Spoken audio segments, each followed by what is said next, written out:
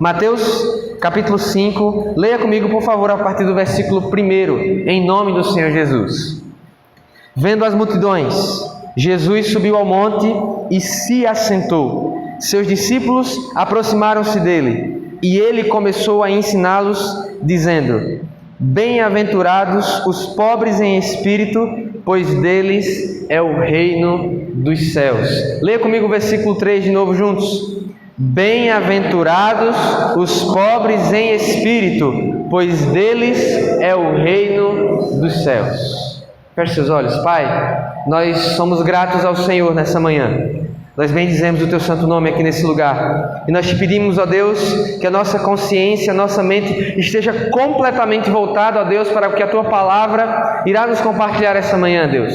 Em nome do Senhor Jesus, que nenhum empecilho, nenhuma ansiedade, nenhuma preocupação, nenhuma frustração ao longo da semana, Pai, nenhum medo que tenha, ó Deus, porventura se alojado em nosso coração, impeça o Teu povo, ó Pai, de ouvir a Tua palavra, porque a Tua palavra, Deus, ela transforma os nossos corações, nos faz enxergar realidades espirituais, nos faz perceber o que de fato é prioridade na nossa caminhada contigo, Pai.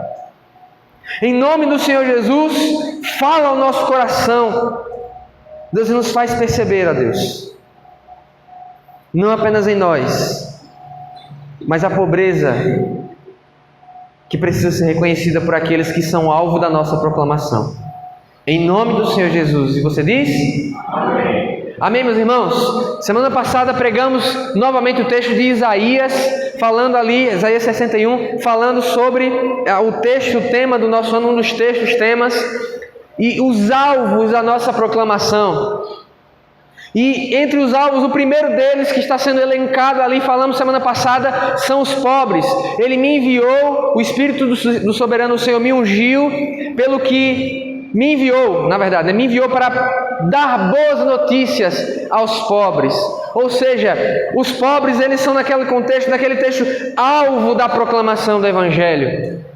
E eu quero refletir brevemente com você aqui nesse texto, onde no versículo 3 se menciona a pobreza.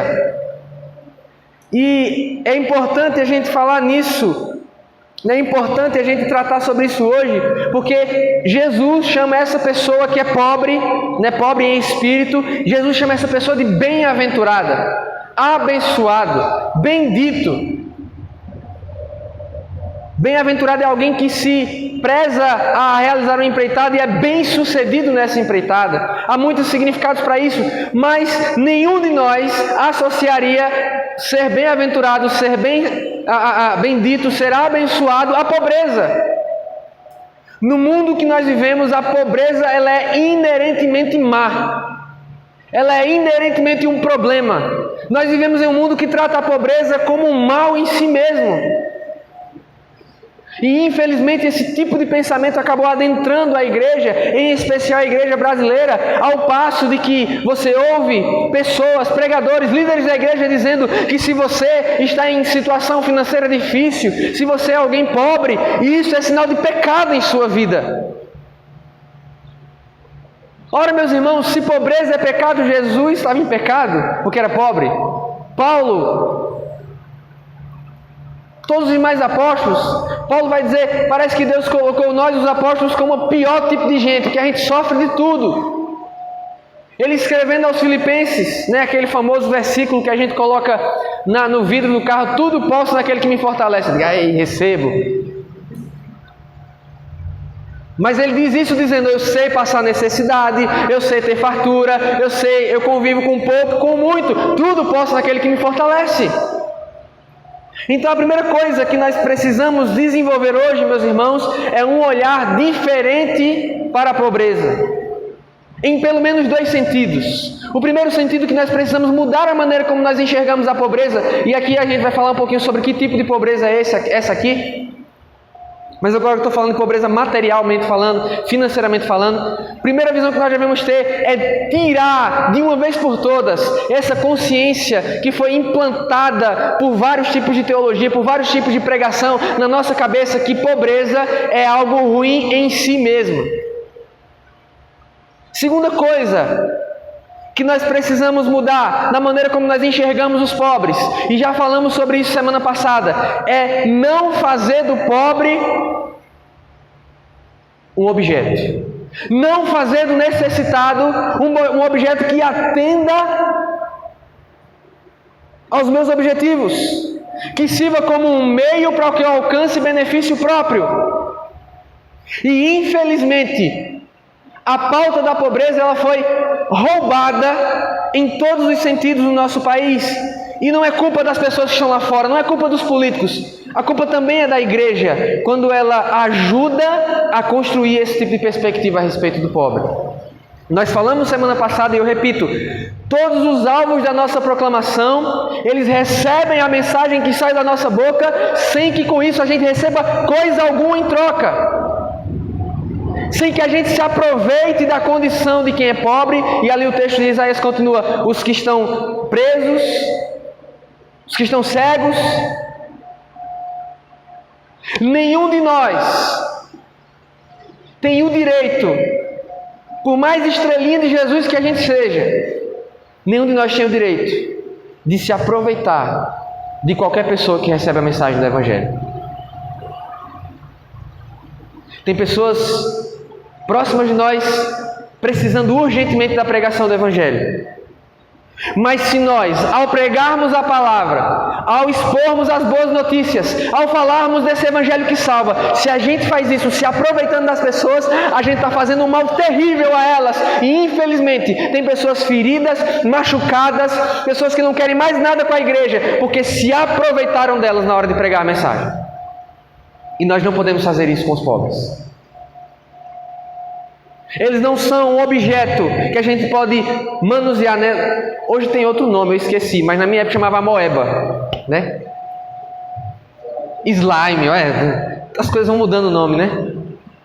A moeba é tão feio, né? Eu prefiro slime é mais chique. Vou adotar o slime agora. Então eu fico ali manipulando, fazendo o que eu quero. Não, isso precisa ser mudado. A gente sempre fala que a igreja, ela executa a ação social, mas a ação social, ela nem é um fim em si mesma. Não é o objetivo final da existência da igreja. Nós não nos reunimos aqui semanalmente com o objetivo de alimentar os pobres, de assistir o faminto, mas fazemos todas essas coisas e deveríamos fazer muito mais. Inclusive, lembrando, está chegando a época do mês da gente entregar a nossa primícia, não é isso, irmã Lúcia? Amém? Em nome de Jesus? Né? Não sei se ao final vai ser entregue aí o papelzinho, mas todo mês a gente entrega a primícia. Todo mês você que é cristão, que é crente, você separa ali às vezes algum dinheiro. Eu lembro que há uns 2 anos atrás, uma pessoa ligou para mim, aí disse: olá, senhor Davi. E é muito difícil atender ligação de número desconhecido, parece que foi Deus mesmo. Olá, senhor Davi, tudo bem? Aqui é a Geise do Desafio Jovem.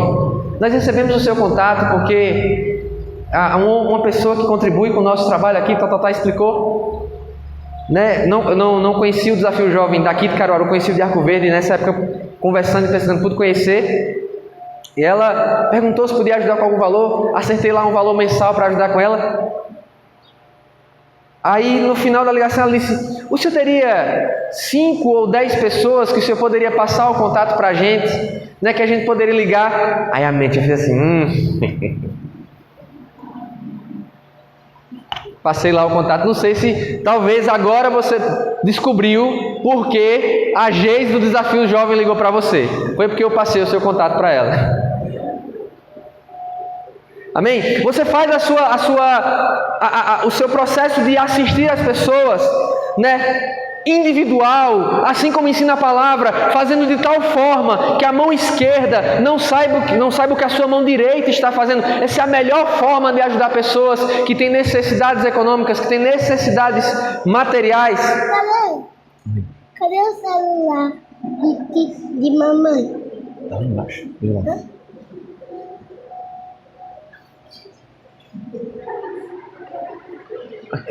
Não, o Carlos. Vou falar com a mãe dele, mano. Não, ó, aí tá na hora da pregação, daqui a pouco desce.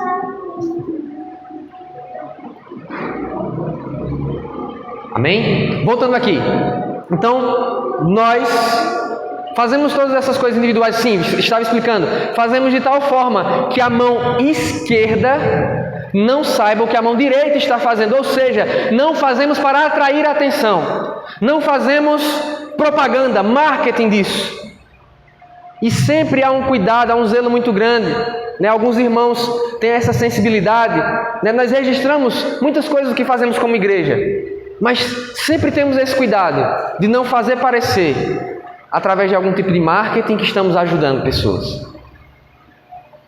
Porque até nos detalhes podemos fazer parecer que estamos utilizando aqueles que deveriam ser alvos da nossa proclamação.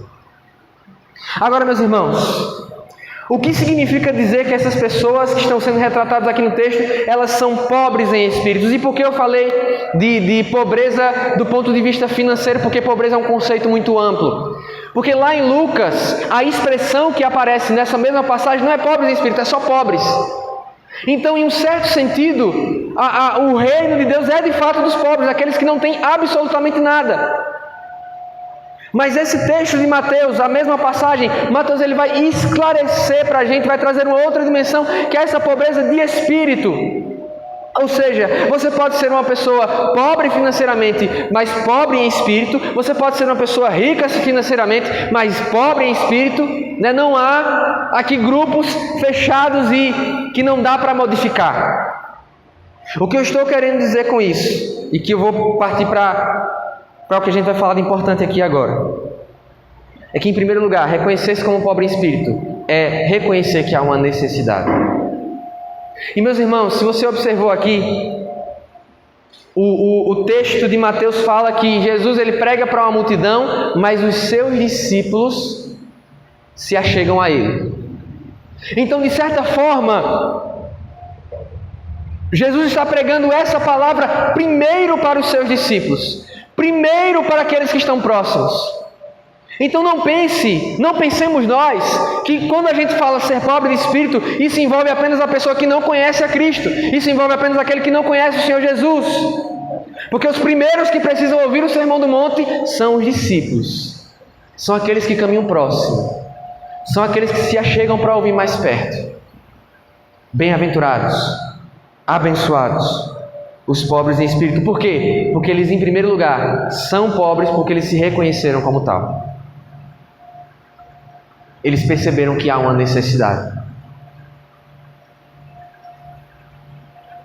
Quando eu era criança, eu li muita literatura de AA, porque meu pai fazia parte do AA. Ele teve um histórico que já de 27 anos atrás, de alcoolismo, e ele deixou de beber dentro do AA.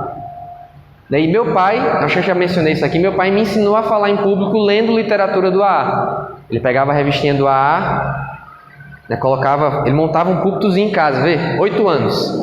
Montava um púlpitozinho assim em casa, sentava na cama, isso era no quarto dele. Aí o treino era o seguinte, pegava, acho que hoje, às vezes é capaz de eu nem passasse nesse treino, mas o treino era o seguinte, colocava a revistazinha do AA, o estudo do AA, pegava um texto pequeno, começava a ler o texto, começa aí a ler. Se errasse alguma palavra do texto, voltava para o começo. Então, começa a ler o texto, e enquanto eu ia lendo, ele ia fazendo observações, gesticula assim, fala desse jeito, deixa a voz mais alta nessa parte para reforçar o argumento. E eu lendo e tendo que levanta a cabeça, não fica só lendo assim não, Dicas de oratória com meu pai. E uma das coisas que eu aprendi com um dos 12 passos, para quem conhece o AA, um dos 12 passos, o primeiro dos passos é que aquela pessoa que procura o AA, ela reconheceu que ela precisava daquilo. E todas as pessoas que lidaram não apenas com questões de alcoolismo, que já aconselharam, pessoas que têm algum tipo de dependência química, sabem que o momento chave é quando aquela pessoa reconhece, de fato eu preciso. Porque muitos que estão nessa situação do vício, muitos que estão nessa situação da dependência, eles não se reconhecem como tais, eles não se reconhecem nessa situação. Mas eu quero aqui expandir o conceito para que eu e você entendamos que a necessidade que torna uma pessoa pobre em espírito é uma necessidade de todas as pessoas, é uma necessidade de todos os seres humanos, meus irmãos. É uma necessidade de toda e qualquer pessoa. Mas assim como esse alcoólatra, assim como essa pessoa que não consegue reconhecer, a maior parte das pessoas não identifica essa pobreza em si mesmo. Não identifica esta necessidade. Mas para além de identificar uma necessidade, para além de identificar que alguma coisa está faltando, para além de identificar uma carência, uma falta, é necessário que este pobre de espírito, para que ele se configure como tal, para que a gente possa dizer, de fato, é esta pessoa que Jesus está falando. Essa pessoa, ela percebe que ela não tem condições de sozinha suprir essa carência. Ela não tem condições de, pelas suas próprias forças, capacidades, de pelos seus próprios meios, resolver essa pobreza que assola a sua alma. Ou seja, meus irmãos, não envolve apenas reconhecer que eu preciso de ajuda, não envolve apenas reconhecer que eu preciso de uma intervenção, mas de que eu sou incapaz de tratar do problema. E muitas pessoas só conseguem chegar a essa conclusão, de que elas não são capazes de tratar o problema, depois de terem procurado muitas soluções, depois de terem procurado muitas alternativas.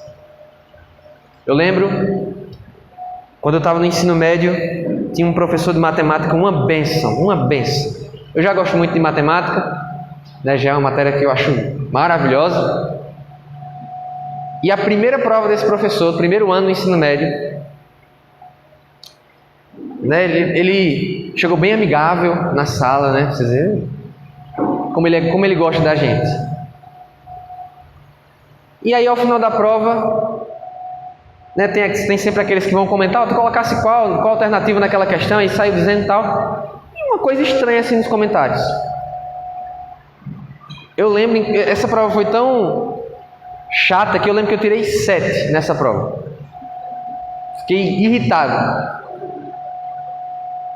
E por que gerou essa confusão, essa questão toda? Porque o professor, ele fez a prova e todas das 10 questões, todas elas, a resposta era C. Do 1 ao 10. Mas se ele conhece, professor. Todas as respostas eram letra C. Né? E de fato, eu respondi as 7 questões que eu acertei, todas as questões letra C. Ou seja, era uma prova que no final das contas não tínhamos, como toda e qualquer prova, mas nessa especificamente, mais do que nas outras, não havia outra alternativa correta, não havia outra alternativa que faria ganhar o ponto. E veja só, meus irmãos, nós somos um povo que acredita que há apenas um único caminho para o céu, sim ou não? Misericórdia, meu irmão. Nós somos um povo que acredita que há apenas um único caminho para o céu, amém? Nós acreditamos que existe apenas um que é de fato a verdade, sim ou não? Mas nós vivemos com as pessoas ao redor de nós, fingindo ou crendo que existem outras alternativas. Nós sabemos que só existe uma alternativa, mas lidamos com as pessoas como se as alternativas que elas têm fossem tão válidas quanto a verdade que nós abraçamos. Não é meio maluco isso? Não é meio sem sentido?